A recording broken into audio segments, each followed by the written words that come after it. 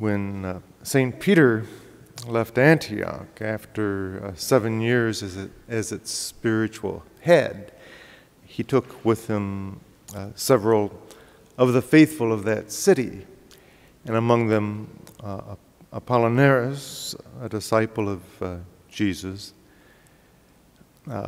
He consecrated him bishop a few years later and sent him to Ravenna as its first bishop. And his first miracle there was on behalf of the blind son of a soldier who gave him hospitality when he first arrived in the city. When Apollinaris told this man of the God he had come to preach and invited him to abandon the cult of the idols, the soldier replied, "Stranger, if the God you preach is as powerful as you say, beg him to give sight to my son, and I will believe in him." So the saint had the child brought in and made the sign of the cross on his eyes as he prayed, and the miracle was instantaneous. To the great amazement of everyone, the news of it spread rapidly, and a day or so later, a military tribune sent for him to cure his wife from a long illness, which, again, he did.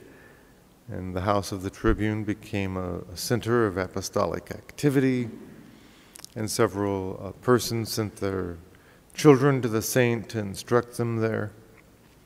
And little by little, there was a flourishing Christian assembly formed, and priests and deacons were ordained, and the saint lived in community with the 2 priests and 2 deacons. And the idolatrous priest aroused the people against them, as we see the enemies of St. Paul doing the same thing in the Acts of the Apostles. And he was left half dead on the seashore, and after being severely beaten, and was cared for by the Christians and recovered rapidly.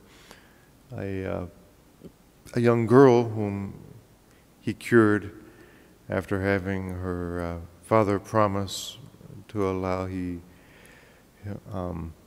her full liberty to follow Christ, consecrated her virginity to God.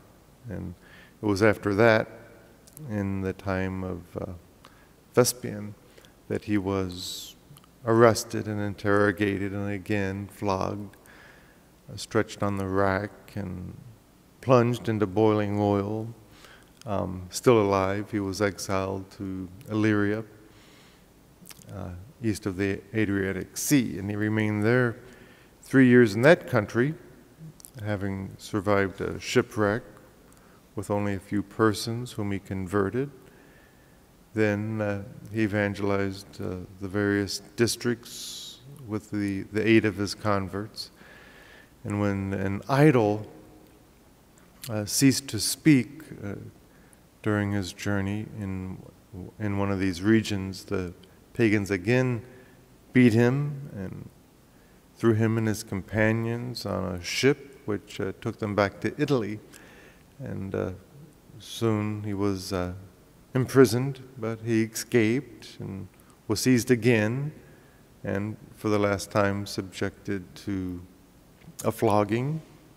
And he died on June 23rd in the year 79. And his body was first interred at Classis, about 4 miles from Ravenna, and a church was built over his tomb, and later the relics were returned to Ravenna. And Pope Honorius had a church built to honor the name of Apollinaris in Rome about the year 630. And from the beginning, the church is held his memory in high veneration.